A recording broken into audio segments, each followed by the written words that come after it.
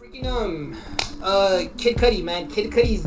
It's been a couple months since Man on the Moon 3 dropped. One of our biggest videos was Mamba shitting on it, which Mamba says he wasn't shitting on it. He was just spilling the truth. But yeah, man on the Moon 3 ended up debuting number 1. How much did it sell first week? I am looking this up right now. I remember it did some crazy numbers.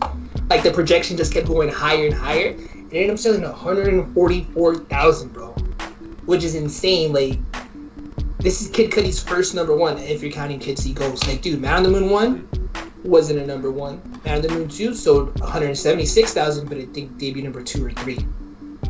To debut number 1 almost a decade later from the follow-up to Man on the Moon 2. Like, were you surprised with this number?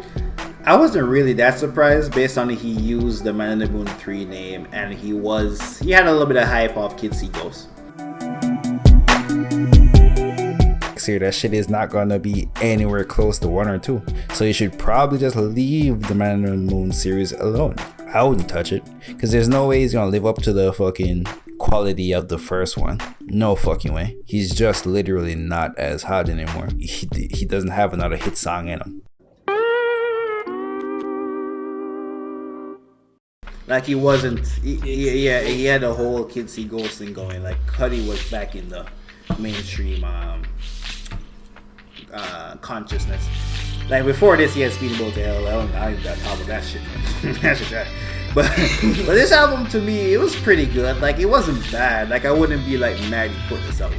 He's coming down off the mountain. Well, he's been down off the fucking mountain, to be honest with you. He had some shit, released some shit a couple years ago that wasn't of the highest of qualities. So I don't think he should even touch the fucking Man on the Moon series and fuck it up for niggas who like really have a connection to the first one.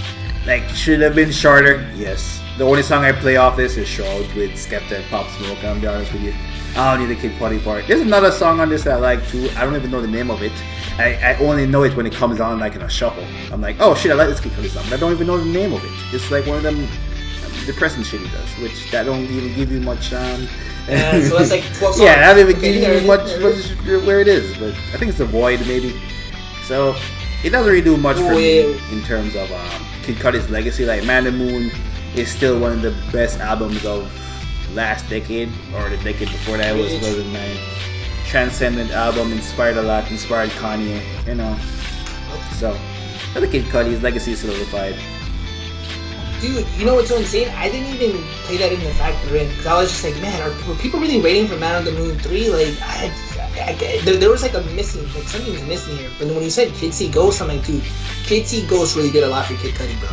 Like, that shit literally brought him back to fucking to the playlist. The people was just looking him up, like Reborn.